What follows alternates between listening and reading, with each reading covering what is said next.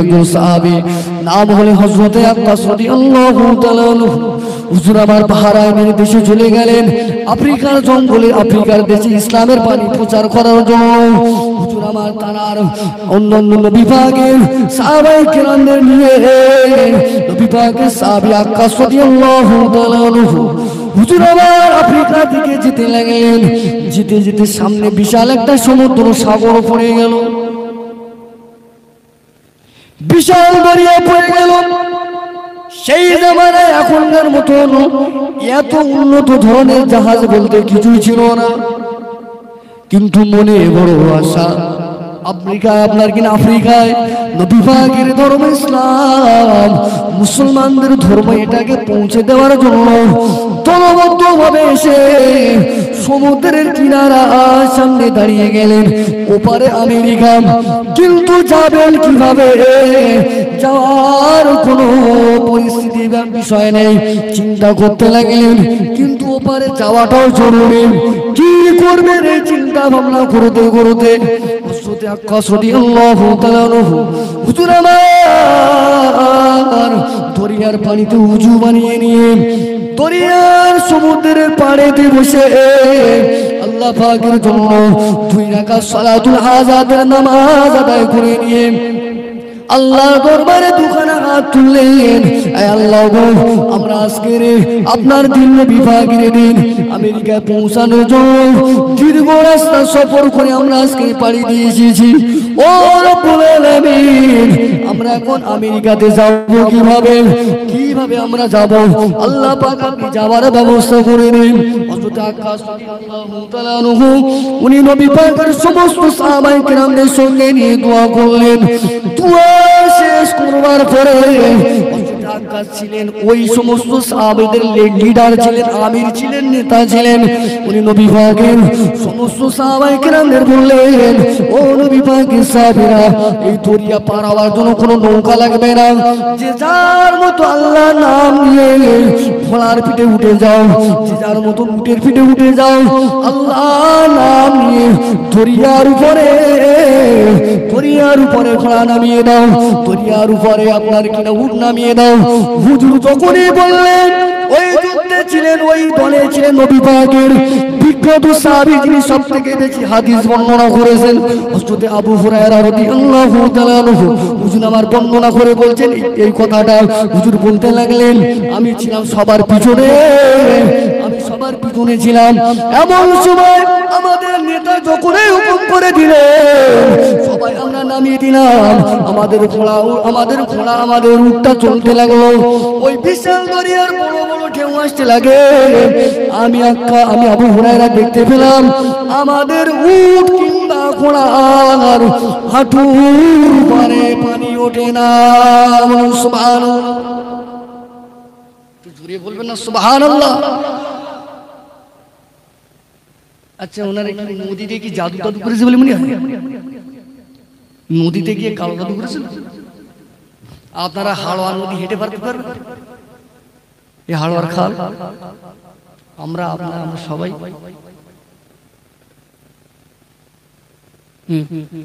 আধা মাথা এসে ডুবে খেয়ে এসেছি। পানি বলতে তোর অনেক মনে পরে বেঁচে যায়, মাটির উপরে ছিলিস তো কিছু বুঝতে পারিনি, কেউ পায়ের শুরুই ধরে। আপনাদের এই পাশে জোয়ারিয়া বলে একটা গ্রাম আছে, এই জোয়ারিয়া গ্রামে একটা মস্ত বড় আল্লাহ ওলি শুয়ে আছে। জানেন ওনার ইতিহাস? জোয়ারিয়া হান্নান খান রহমাতুল্লাহ আলাইহি জবরদস্ত একজন কামেল ব্যক্তি ছিলেন, আল্লাহওয়ালা মানুষ ছিলেন। এলাকার মানুষ পীর চেনে না গায়ে, পীর চেনে মায়ে, আর পীর চেনে না বউ। এই তিনজনের জীবনে তিনজনের কাছে পীর সারা যাবে না। মার কাছে খোকা, পীর যত বড় পীর হোক না কেন খোকা মায়ের কাছে। বড় যত বড় আলেম হাফেজ কারি মাওলানা মুহাদ্দিস মুফাসসির মুতাকাদ্দিমিন যাই হোক না কেন মুসান্নিফিন, মা বাবার কাছে ছেলে কি খোকা, তাই তো? আর একটা কাছে বউ, জীবন ওর কাছে পীর সারা যাবে? সবাই মুরিদ হলেও বউ মুরিদ হবে, সাংঘাতিক জিনিস, ওখানে পীর সারা যাবে না। আর এক জায়গায় পীর মানে না, সেটা হলো গাঁয়ে। যে গ্রামে থাকবে তো ওই ছোটবেলা ওদের গাছে না কুল চুরি করে ভাত পীর মানে গ্রামের মানুষের কাছে পীর, এটা প্রবাদ বলে, প্রবাদ। ওই জুয়ারিয়া হামদান খান রাহমাতুল্লাহ আলাইহি, বলবো ওনার জীবনে একটা কথা বলবো। কত বড় আল্লাহর কামেল ব্যক্তি ছিলেন, কেতাবের ভিতরে পেয়েছি জুয়ারিয়া হামদান খান রাহমাতুল্লাহ আলাইহি আজ থেকে কয়েক বছর জীবিত থাকা অবস্থায় উনি তখন অটো রিক্সা করে, পা রিক্সা করে জলসা করতে যেতেন। আমাদের ভাঙড়ের কোষপুকুর গ্রাম বলে একটা জায়গা রয়েছে, কোষপুকুর বলে একটা গ্রাম রয়েছে, ওই কোষপুকুর থেকে জলসা সেরেন জুয়ারিয়া হান্নান খান রাহমাতুল্লাহ আলাইহি। তখন হাওয়ার ব্রিজ হয়নি, গভীর রাত্রিতে রাত 12টা 2টার সময় এসে ক্যাপার পারাপার বন্ধ হয়ে গিয়েছে। আপনার কি নাম? ওই রিক্সা চালক এসে দাঁড়িয়ে গেল আর বলতে লাগলো, হুজুর আমি তো আপনার বারে বারে বলেছিলাম সন্ধ্যা রাত্রি জলসা নেবেন, এখন আপনি বাড়ি রাত্রি জলসা নিয়েছেন, এখন এই রাত্রে শীতের রাত্রে বসে বসে খাবেন, কিভাবে নদী পার হবেন? ও এলাকারা, হান্নান খান এলাকার মানুষেরা শুনিয়ে নেন, ওই সময় হান্নান খান তিনি তার ওই গাড়ি তিনি চালাতেন, রিক্সাওয়ালাকে বলেছিলেন, বাবা জীবনে আমার এই কথাটা যতদিন আমি বেঁচে থাকবো কারো কাছে প্রকাশ করবে না, তবে তুমি চোখটা বন্ধ করো, স্টার্টিংটা আল্লাহর নাম নিয়ে বিসমিল্লাহি তাওয়াক্কালতু আলাল্লাহ বলে এই হালুয়া খালের উপরে ফ্যানটা নামিয়ে দাও। আমি যতক্ষণ পর্যন্ত তোমাকে চোখ খুলতে বলবো ততক্ষণ পর্যন্ত তুমি চোখ খুলবে না। যখন এমনি করে যখন হুজুর বলে দিলেন, রিক্সাওয়ালা চোখ বুজিয়ে নিলেন, চোখ বুজিয়ে নিলেন। আবার আপনার কি নাম? এমন সময় হান্নান খান রাহমাতুল্লাহ আলাইহি বললেন, এই রিক্সা চালক ভাই এবারে তুমি চোখটা খোলো।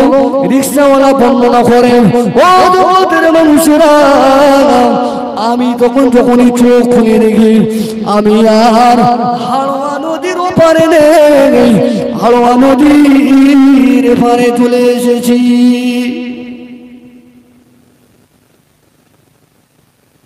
কেতা বলার কথা, আমার বাপের কথা, হান্নান খান সাহেবের সঙ্গে আর পরিচয় নেই, আমার 5 কাঠা জমি হতে যায়নি যে তার নামে দালালি করতে। কেন বলেছি বিষয়টা? আল্লাহ বলছে যে আমার হয়ে যায় তার আমি হয়ে যাই, এটাই বুঝাতে চাইছেন, এটা যে আমার হবে আমি তার, তারা আল্লাহর হয়েছে, বিপদে পড়েছে, দোয়া চেয়েছে, আল্লাহ পার করেছে, এটাই আমার বলা উদ্দেশ্য। কোন পীর কোন আলেমের নামে দালালি কেউ 5 টাকা, যেটা হক সত্য সেটাই। আল্লাহ নবী সাহাবী, এটা বলে মাহফিল আজকের সমাপ্ত। আল্লাহ নবী সাহাবী হযরত আক্কাস রাদিয়াল্লাহু তাআলা আনহু, হুজুর আমার ওই সাগর সমুদ্র পার হয়ে গেলেন। এখন আমরা যদি হালুয়া আপনাদের নিয়ে যদি আমাদের মতন হুজুর খেজুর ইঁদুর বাঁদর যদি নিয়ে হালুয়া নদীর ওপারে গিয়ে যদি বলে চলো হেঁটে হেঁটে পার হব, সবাই আর পায়ে হাতে দড়ি বেঁধে মাথায় পানি দেবে না দেবে না বলে মাথা খারাপ হয়ে গেলে, হ্যাঁ তোর মাথা খারাপ হয়ে গেছে, তুই বেটা মরবি হুজুর আর আমার আমার তোর মরার ইচ্ছে। তার মানে কি আমরা যেমন হুজুর আমাদের শ্রোতা হতে হবে, আগে যেমন হুজুর ছিল তাদের শ্রোতা, এখন বড় বড় কারি হয়েছে, আমি ইনকার করছি না, মাহারিজ ওয়ালা পড়নে ওয়ালা, তাসবিহের সঙ্গে পড়নে ওয়ালা, কোরআনের সিফাত গুলো তেলাওয়াত করে, সিফাত খুব সুন্দর তেলাওয়াত। পানিতে ফুঁক মারতেছে, কাজ হচ্ছে, কথা বলে না, পানিতে ফুঁক মারতেছে, এই জবান সহি তেলাওয়াত, ফুঁক মারতেছে, কাজ হয়, তেলাওয়াত ঠিক হয়েছে, তেলাওয়াত রাখার জায়গাটা ঠিক হয়েছে। তাদের জবানে তাসির এমন ছিল, যেটা বলে জাতি আল্লাহ তার ওসিলা তাদের ভালো। তবে এখন যারা তাবিজ তদবির কারক রয়েছে সব থেকে বড় ভণ্ড এরা, আর এদের কাছে যারা যায় সব আর ইমান হারা হয়ে বাড়ি আসে। আমার কাছে এখন তদবির করতেছে, বলছে হুজুর একটু একটু দেখো না, কি বলে দেখো, লে কি দেখ কি দেখ ভাই না, কি হয়েছে দেখো, তোর কি হয়েছে আমি জানি না ভাই, না সব জায়গায় হাত গোনায় বই দেখে কি কোথায় মার্কেটে হচ্ছে না, বিশেষ করে ওই সমস্ত জায়গা মেয়েরা বেশি যায়। আচ্ছা যদি দেখে বলে দেওয়া যেত আজকাল হসপিটালে তো কত রোগী শুয়ে রয়েছে, সব তো সেরে যাওয়ার কথা ছিল নাকি? সব তো সেরে যাওয়ার কথা ছিল। ভণ্ডামি জেনে রাখবেন, গরুর গলায় যদি গরুর দুধ না হয়, হুজুরের কাছে যাবেন, তাবিজ দেবে, ওই তাবিজটা গরুর গলাতে বাঁধবেন, ইনশাআল্লাহ দুধ হবে। একই তাবিজ যদি আপনি সর বসেন, শোয়ারের গলায় যদি দুধ না হয়, শোয়ারের গলায় যদি ওই মাদলি দেন, কাজ হবে বলে মনে হয়। জ্ঞানী মানুষ বুঝে না ইশারা। আজ সমাজটা হয়ে গিয়েছে তাই নামাজ নেই, রোজা নেই, হজ নেই, যাকাত নেই, শরিয়াত নেই। যা কিছু শরিয়াত মানতে বলেছে, মা তাকুম রাসূলু ফাখুযুহু ওয়া মা নাহাকুম আনহু ফান্তাহু। আল্লাহ নবী যেটা দিয়েছে সেটা ক্যাশ করো, গ্রহণ করো। নবী যেটা ছাড়তে বলেছে সেটা ছেড়ে দেন, মানা ছাড়া। এই আমলগুলো আপনার ভিতরে যখন থাকবে, কোরআনের আয়াত কাছে রাখলে কাজ হবে। আর শরিয়াতের কোনো চিহ্ন না থাকলে শরীর গলায় মাদলি দিলে যেমন কাজ হয় না, কোরআন যদি ওর গলায় ঝুলিয়ে দেওয়া হয় কিছু হবে না, হবে না। অতএব বাড়ির মেয়েগুলো মাগুলো সব যাচ্ছে গোনাতে, খবরদার। একা একা তো যা জীবনে গোনা করেছেন করেছেন, আর ওদেরকে ওই জায়গায় পাঠাবেন না। টাকা কোনো সর্বনাশ করতে পারবে নাকি? তোমার বাড়ি যায় যায় ঝগড়া হয়, কার বাড়ি যায় যায় ঝগড়া হয়, কার বাড়ি যায় যায় তোমার শাওরি একটু খিটখিট করে না? হ্যাঁ হ্যাঁ ঠিক বলেছো। কার শাওরি খিটখিট করে? পুরো মুরগি বানাচ্ছে। এদের জন্য শরিয়াতে তাবিজ কবজ জায়েজ আছে। এদের অপকর্ম কুকর্মের কারণে এক শ্রেণীর অন্য আকীদা অবলম্বী মানুষেরা না বুঝে তারা সরাসরি শিরক ফতোয়া দিচ্ছে। পীর জিনিসটা ভালো, আকানি আলেম ওলামা পীর ভালো, কিন্তু বাংলাদেশের 35 জলানি গাঁজা টানাদের জন্য হাক্কানিদের নামে বংশের বিশাল নাম। দুটো ছেলে যদি মদখোর হয়ে যায়, জেনাখোর, ব্যভিচার, বংশ গোটা শেষ হবে না? বংশের দুর্নাম হবে না? হবে না? ঠিক এটাই ঘটছে। ও নবীরা সেখানে স্পট চলে গেলেন আফ্রিকায়। আফ্রিকায় ছিল খ্রিস্টানের মরুভূমি। হযরত আক্কাস রাদিয়াল্লাহু তাআলা ওই সময় খ্রিস্টানদেরকে বলতে লাগলেন, খ্রিস্টানেরা অবাক হয়ে গেলেন যে কিছু মানুষ সমুদ্র সাঁতরে সাঁতরে যেন চেপে চেপে চলে আসে। খ্রিস্টানরা ওরা তখন ভাবতে, যারা হচ্ছে কি আর আমি ঠিক দেখছি না স্বপ্ন দেখছি? আরে মানুষ তো সব জাহাজে করে পার হয়, এরা আবার কোন দেশের লোক? ঘোড়ার পিঠে দরিয়া পার হয়। বলে সুবহানাল্লাহ। অবাক হয়ে গেলেন। এমন সময় চলে গেলেন আফ্রিকায়। আফ্রিকা যাওয়ার পরে হযরত আক্কাস বলতে লাগলেন, ও আফ্রিকার মানুষেরা, এ খ্রিস্টানেরা, আমরা তোমাদের দেশ দখল করতে আসি নাই, তোমাদের সম্পদ আমরা নিতে আসি নাই। আমরা এসেছি মদিনাওয়ালার পক্ষ থেকে। এক আল্লাহর জমিনে এক আল্লাহর ইবাদত হবে, অন্য কারো পূজা অর্চনা হবে না, অন্য কারো প্রশংসা হবে না, অন্য কারো ইবাদত হবে না। ইবাদত নেওয়ার একমাত্র মালিক হলো আল্লাহ। সুতরাং আল্লাহর জমিনে আল্লাহর আইন প্রণয়ন করার জন্য আমরা আরব কান্ট্রি মক্কা নগরী থেকে এসেছি। সুতরাং তোমাদের সবার ইসলামের কলিমা পড়তে হবে। তারা বলতে লাগলে, হ্যাঁ মুসলমান বেটা এসেছে, আমরা তো জাতিতে খ্রিস্টান, সুতরাং মুসলমান তো হওয়া যাবে না। সন্ধ্যা ঘনিয়ে এসেছিল। এমন সময় আক্কাস বলতে লাগলেন, এ খ্রিস্টান ভাইরা, রাত তো হয়ে গেল, আমাদের থাকার কোনো জায়গা নেই, আমাদেরকে একটু ঘর বাড়ি দেওয়া যাবে থাকার জন্য? খ্রিস্টানরা বললো, যাক বেটার এবার সুযোগে এদের মারা, কারণ এরা মুসলমান করতে এসেছে, আমাদের মুসলমান বানাতে এসেছে। এই সুযোগে এবার যদি জাহান্নামে পাঠানো যায়, এদের যদি মেরে দেওয়া যায়। এমন সময় খ্রিস্টানরা চিন্তা ভাবনা নিল, আপনার আপনার সাউথ আফ্রিকা বিশাল বড় জঙ্গল আপনারা নেটে আপনারা পাবেন। ওই জঙ্গল দেখিয়ে দিয়ে বললেন আমাদের বাসস্থান দেওয়ার জায়গা নাই, ওই যে দূরে জঙ্গল দেখতে পাও ওই জঙ্গলে আজ রাতটা কোনি আপনারা থাকেন, আগামীকাল আসবে আমরা মুসলমান হব। খ্রিস্টানরা ভেবেছিল জঙ্গলে একবার ওরা বোঝাতে চেয়েছে যে জঙ্গলে যা বাঘেরা তোদের নাস্তা করে খেয়ে ফেলবে, ইসলাম ধর্ম প্রচার করার স্বাদ তোদের মেটাবে, এই মনে করে ওরা জঙ্গলে দিক পাঠিয়ে দিল। আল্লাহ নবী সাহাবী হযরত আক্কাস রাদিয়াল্লাহু তাআলা নবী পাকের तमाम সাহাবায়ে কেরামদেরকে সাথে করে নিয়ে আফ্রিকার জঙ্গলে চলে গিয়ে একটা স্টেজ বানালেন। আপনারা যেমন স্টেজ বানিয়েছেন এরকম স্টেজ বানিয়ে হযরত আক্কাস জঙ্গলের দিকে মুখ করে জঙ্গলের প্রাণীদেরকে লক্ষ্য করে বলতে লাগলেন, এই জঙ্গলের হিংস্র প্রাণী বাঘ ভাল্লুকেরা, আমি নবীর গোলাম, আমি মদিনার জমিন থেকে এসেছি, সুতরাং আজ তোদেরকে বলি আজ রাত্রে জঙ্গলে আমরা থাকবো, আমাদের কোনো বায়োডাটা নেই, আমাদের কোনো বংশ পরিচয় নেই, আমাদের কোনো অর্থ নেই, আমাদের কোনো টাকা নেই, গাড়ি নেই, গাড়ি নেই, আমরা মুস্তাফার গোলাম, মদিনা জানের রহমতের গোলাম, আল্লাহর বান্দা বলছি আজকে রাতের জন্য আমরা যে এলাকায় রয়েছে আফ্রিকার জঙ্গল তোরা ছেড়ে দিয়ে চলে যাও। কিতাবের ভিতরে এসেছে হযরত আক্কাস রাদিয়াল্লাহু তাআলা যখন নসিহত জঙ্গলের দিকে তাকিয়ে যখন বলতে লাগলেন হিংস্র বাঘ ভাল্লুকদেরকে, কিতাবের ভিতরে এসেছে তারিখের কিতাবের ভিতরে এসেছে, কিতাবটার নাম হলো তারিখুত তাবারি।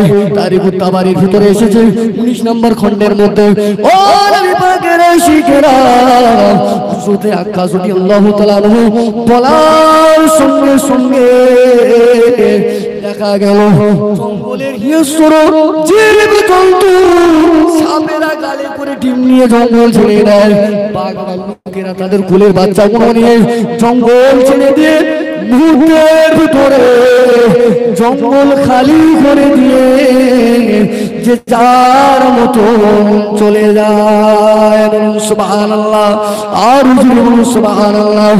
ও নবীরা শিখে তাই বোঝাতে চেয়েছি আল্লাহর আল্লাহর হয়ে গেলে দুনিয়া কাজে লাগবে, পরকালও কাজে লাগবে। কবি বলেছেন এমন জীবন করিতে হইবে গঠন, মরণে হাসিবে তুমি কাঁদিবে ভুবন। এমন জীবন করো না গঠন, মরণে কাঁদিবে তুমি হাসিবে ভুবন। ওই জীবন গঠন করো যে জীবনে আপনি মারা গেলে আপনার জন্য আপনার মহব্বতে মানুষ কাঁদবে। হারে আমাদের গ্রাম থেকে একটা সম্পদ চলে গেল, আপনার জন্য দোয়া করবে। এই জিন্দেগি গঠন করো, ওই জিন্দেগি গঠন করো না, আপনার মৃত্যুতে মানুষ শান্তি পাবে। এই জিন্দেগি গঠন করলে দুনিয়াও শান্তি পাবে না, কবরেও শান্তি পাবে না, মারা যাওয়ার পরেও শান্তি পাওয়া যাবে না।